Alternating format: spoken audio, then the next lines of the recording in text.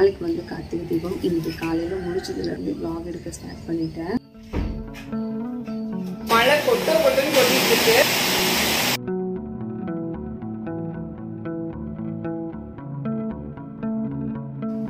இது பிரியாணி இல்ல, வேற ஏதோ பேர் சொல்றான்.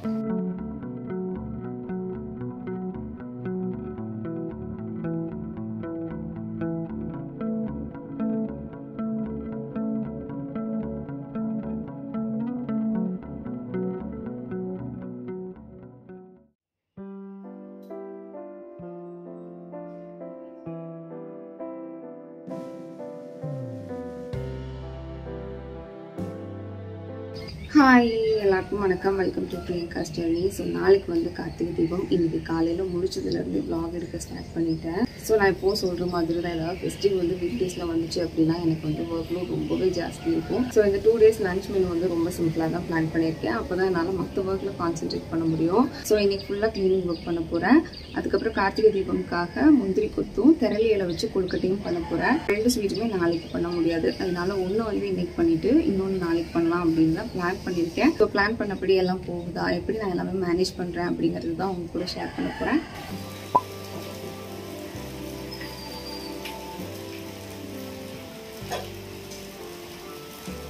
ஸோ ஃபஸ்ட் திங் இந்த மார்னிங் வந்து குக்கிங் ஒர்க் எல்லாம் ஓரளவுக்கு முடிச்சு வைக்க ட்ரை பண்ணுவேன்.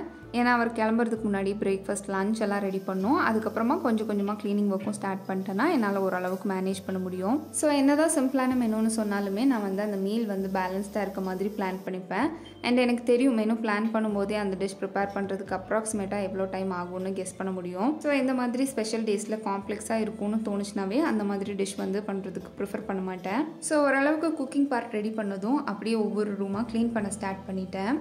என்கிட்ட இருக்க ஒரு கெட்ட பழக்கம் என்னென்னா, க்ளீனிங்னு ஆரம்பிச்சிட்டேன்னா கம்ப்ளீட்டாக ஒன்று விடாமல் லாண்ட்ரியிலேருந்து எல்லாமே ஒதுக்கி க்ளீன் பண்ணிடணும்னு நினைப்பேன். அப்போ தான் எனக்கு க்ளீன் பண்ண சாட்டிஸ்ஃபேக்ஷனும் இருக்கும். ஸோ இது சம்டைம்ஸ் ஸ்ட்ரெஸ்ஃபுல்லாகவும் மாறதுக்கு நிறைய சான்ஸ் இருக்குது. ஏன்னா இந்த டைம்குள்ளே இந்த ஒர்க் முடிக்கணும், அடுத்து அந்த ஒர்க் பண்ண வேண்டியது இருக்குதுன்னு நம்ம மைண்டில் ஓடிட்டே தான் இருக்கும். ஸோ அதுக்கு தான் என்ன பண்ணுவேன்னா, ஒரு டேயில் மார்னிங் என்ன ஒர்க் பண்ணலாம், ஆஃப்டர்நூன் என்ன பண்ணலாம், எந்த டைமில் என்ன பண்ணால் கரெக்டாக இருக்கும்னு டிசைட் பண்ணி ஒர்க்கை பிரிச்சுப்பேன். ஸோ அது வந்து எனக்கு கொஞ்சம் ஒர்க்கை காமாக பண்ணுறதுக்கு ஹெல்ப்ஃபுல்லாக இருக்கும்.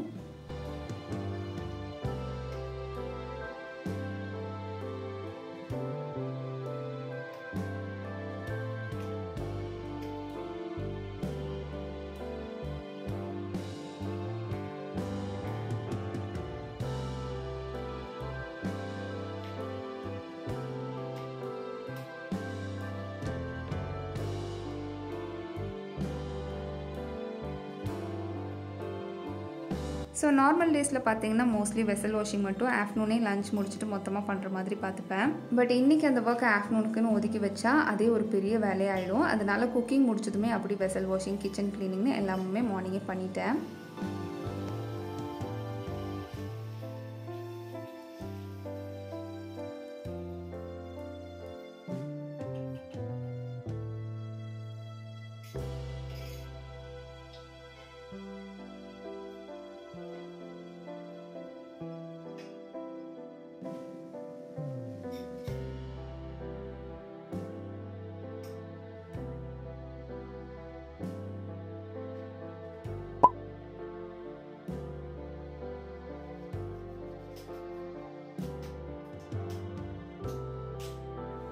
இப்போ ரிமைனிங் இருக்க வேலைன்னு பார்த்தீங்கன்னா பொருளை ஒதுக்கி வைக்கிறதும் துணியை காய போடுறது மட்டும்தான். திங்ஸை ஒதுக்கி வைக்கிறதுக்குள்ளேயே வாஷிங் மிஷின் துவைச்சி முடிச்சிடும். ஸோ அதையும் நான் லாகின் பண்ணுறதுக்கு முன்னாடியே காய போட்டுடலாம்.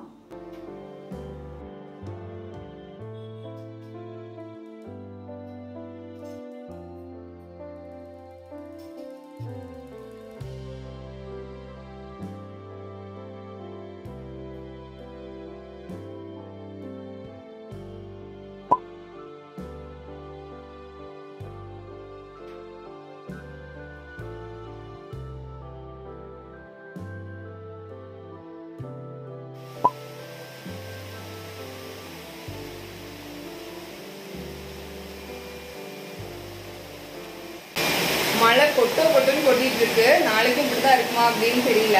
ஆக்சுவலி பால்கனியில் தான் நாளைக்கு வந்து டெக்கரேஷன் எல்லாம் பண்ணி விளக்கு வைக்கலாம் அப்படின்னு நினச்சேன். பட் இப்படி மழை பெஞ்சிச்சு அப்படின்னா பால்கனியில் டெக்கரேட் பண்ணுறதுக்கு வாய்ப்பே இல்லை.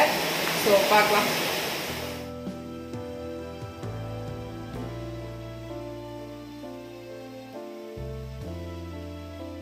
ஆஃப்டர்நூன் இப்போ லஞ்ச் பிரேக்கில் வீடெல்லாம் கூட்டி தொடச்சி விட்டுட்டேன்னா ஆல்மோஸ்ட் க்ளீனிங் ஒர்க் முடிஞ்சிச்சு. இனி நைட்டு விளக்கு மட்டும் தொடச்சி வைக்க வேண்டியது இருக்குது.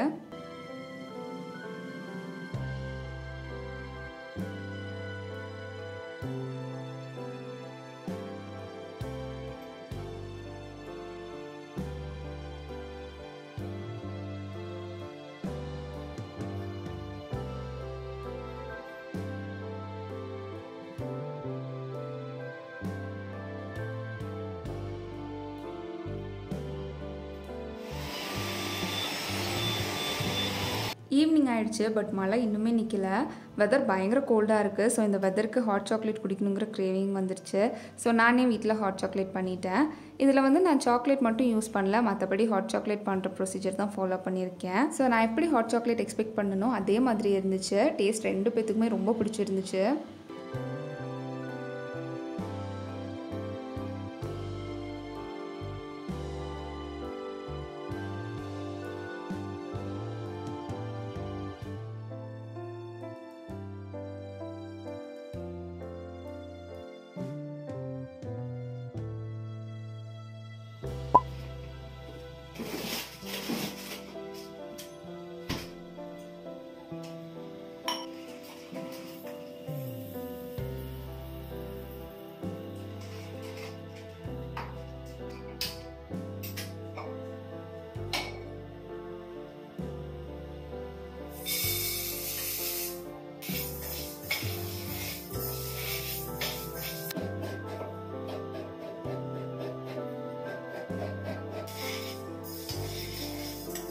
முந்திரி கொத்து பண்ணுறதுக்கு 1 கிளாஸ் பச்சைப்பயிறு எடுத்திருக்கேன்.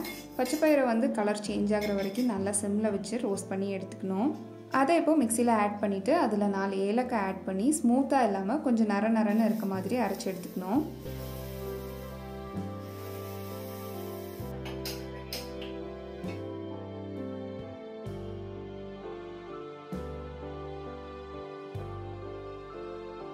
இப்போ அதே பேனில் 1/4 மூடி தேங்காவை கலர் சேஞ்ச் ஆகிற வரைக்கும் சிம்மில் வச்சு வறுத்து எடுத்துக்கணும். தேங்காய் ரோஸ்ட் ஆனதும் அதில் 1 டேபிள் ஸ்பூன் எள்ளு ஆட் பண்ணுறேன்.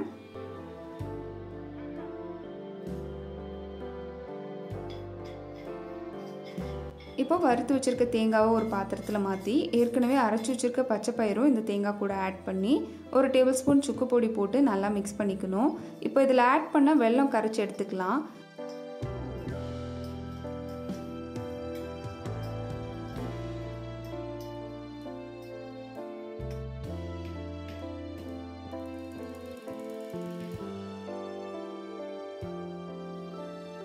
வெல்லம் வந்து பாகு கன்சிஸ்டன்சியில் இருக்கணும்னு அவசியம் இல்லை, ஜஸ்ட் கரைச்சி எடுத்தாவே போதும்.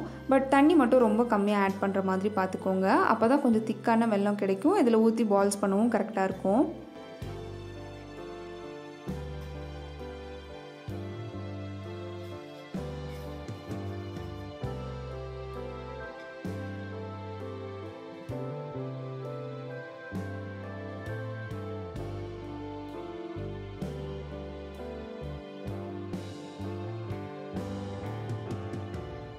ஸோ நம்ம இப்போ கரைச்சி வச்சுருக்க வெல்லத்தை இப்போ இதில் கொஞ்சம் கொஞ்சமாக ஆட் பண்ணி பால்ஸாக உருட்டி எடுக்க போகிறோம். உருண்டை பிடிக்கும்போது கையில் கொஞ்சம் நெய் தடவிட்டு பிடிச்சாதான் கையில் ஒட்டாமல் வரும்.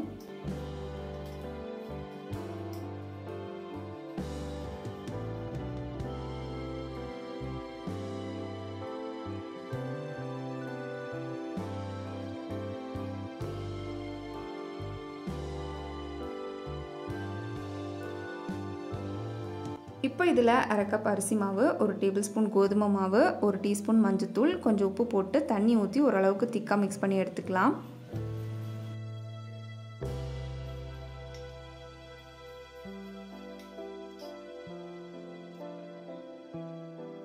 இப்போ இதில் நம்ம உருண்டை பிடிச்சி வச்சுருக்க பால்ஸ் இதில் முக்கி எண்ணெயில் பொரிச்சு எடுத்தோம் அப்படின்னா அவ்வளோதான், நம்ம முந்திரி கொத்து ரெடி.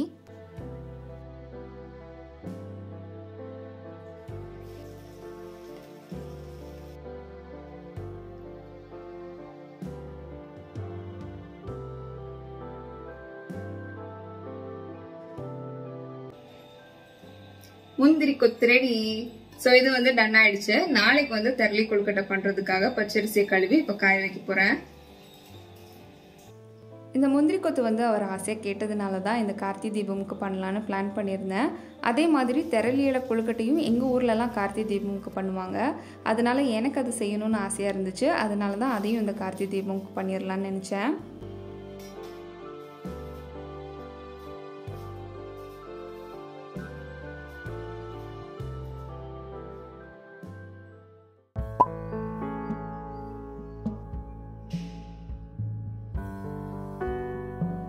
இன்றைக்கி கார்த்திகை தீபம். ஸோ இன்றைக்கி பிளான் பார்த்திங்கன்னா காலையிலேயே வாசலில் கலர் பொடியில் கோலம் போட்டுடலான்னு நினச்சேன். ரொம்ப சிம்பிளாக தான் போடுறேன், பட் அதுக்கே கொஞ்சம் டைம் ஆயிடுச்சு.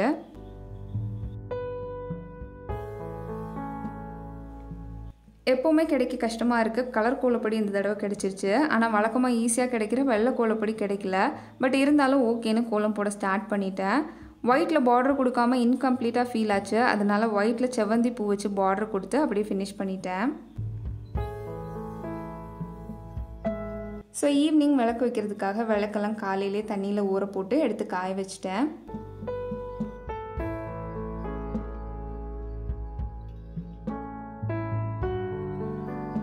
ஈவினிங் அதான் கொழுக்கட்டை பண்ணுறதுக்கான டைம் கிடச்சிச்சு. ஸோ ஷிஃப்ட் முடிஞ்சதுமே டக்குன்னு கொழுக்கட்டை பண்ண ஸ்டார்ட் பண்ணிட்டேன். இது பிரியாணி இல்ல, வேற ஏதோ பேர் சொல்றா. திரளி. இது பிரியாணி இல்ல. ஸோ இதுதான் திரளி இலை. இதுல தான் நம்ம வந்து கொழுக்கட்டை பண்ண போறோம். இது ஆக்சுவலா நம்ம பிரியாணி பண்றதுக்கு யூஸ் பண்ணுவோம்ல, பிரியாணி இலை, அதுதான் இது. அதை வந்து ஃப்ரெஷ்ஷா இருக்கிறது வந்து இந்த கொழுக்கட்டை பண்றதுக்கு யூஸ் பண்ண போறோம். ஸோ இதை வந்து ஊர்ல வந்து திரளி இலைன்னு சொல்லுவாங்க. இது வந்து இங்க எங்க கிடைக்கும்னு எனக்கு தெரியல. பட் இது வந்து நான் பெரியம்மா கிட்ட சொல்லி ஊர்ல இருந்து கொடுத்து விட சொல்லியிருந்தேன். ஸோ அதனால இவ்வளவு கொடுத்து விட்டுருக்காங்க. ஸோ கொழுக்கட்டை செய்ய ஆரம்பிக்கலாம். இந்த கொழுக்கட்டை பார்த்திங்கன்னா இப்போ தான் ஃபஸ்ட் டைம் ட்ரை பண்ணுறேன். இதுக்கு முன்னாடி இது எப்படி பண்ணுவாங்கன்னு கூட எனக்கு தெரியாது. பட் இப்போ தான் செய்யறதுக்கான ப்ரொசீஜர் வந்து ஊரில் அக்காக்கிட்டையும் பெரியம்மாக்கிட்டையும் எல்லாம் கேட்டு ட்ரை பண்ணிகிட்ருக்கேன். அதே மாதிரி நான் இப்போ செஞ்சுட்ருக்கிறது பார்த்திங்கன்னா செகண்ட் அட்டெம்ப்ட். ஃபஸ்ட் அட்டெம்ப்டில் மாவே பிடிக்க வரல. பட் இந்த டைம் ஓரளவுக்கு அந்த கன்சிஸ்டன்சி கொண்டு வந்திருக்கேன். பட் இது குக் பண்ணதுக்கப்புறம் தான் தெரியும் எப்படி வந்திருக்குன்னு. ஸோ இன்றைக்கி கார்த்திகை தீபங்கிறதுனால சாரீ வேர் பண்ணலான்னு நினச்சேன். யூஸ்வலாக சாரீ வேர் பண்ணுற மாதிரி இருந்தால் முன்னாடியே ஃப்ளீட்ஸ் எடுத்து வச்சுருவேன். பட் இது லாஸ்ட் மினிட் பிளானுங்கிறதுனால ப்ரையராக ஃப்ளீட்ஸ் எடுத்து வைக்க முடியல. நேற்றுக்கு வர பயங்கர மழையாக இருந்ததுனால பால்கனி டெக்கரேட் பண்ண வேண்டாம்னு நினச்சேன். பட் இன்றைக்கி ஈவினிங் வரைக்கும் மழை வராததுனால இப்போ டக்குன்னு ஒரு சிம்பிளான பூக்கோலம் போட்டுட்ருக்கேன்.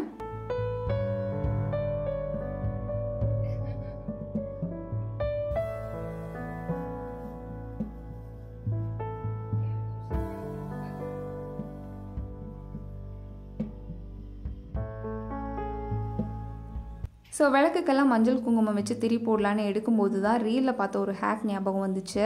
அதாவது விளக்கு பின்னாடி நெயில் பாலிஷ் வச்சு இந்த மாதிரி பெயிண்ட் பண்ணால் ஆயில் ஸ்டெயின் ஆகாதுன்னு பார்த்தேன்.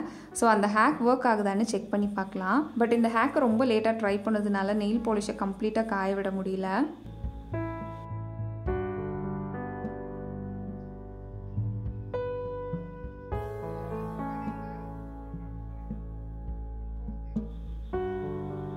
ஸோ இப்போ வந்து சாம்பிராணி போடுறதுக்காக தேங்காய் சரட்டை எரிச்சிட்ருக்கேன். ஸோ இந்த சாம்பிராணியோட ஸ்மெல் வந்து எங்களுக்கு ரொம்ப பிடிக்கும். ஸோ வீக்லி ஒன்ஸாவது போடுற மாதிரி பார்த்துப்பேன். அப்புறம் இந்த மாதிரி ஸ்பெஷல் டேஸ்னாவும் போட்டுருவேன். கொழுக்கட்டை வச்சு ரொம்ப நேரம் ஆச்சு. இப்போ குக் ஆகிடுச்சான்னு செக் பண்ணிவிட்டு ஒன்று எடுத்து ஓப்பன் பண்ணி பார்க்க போகிறேன்.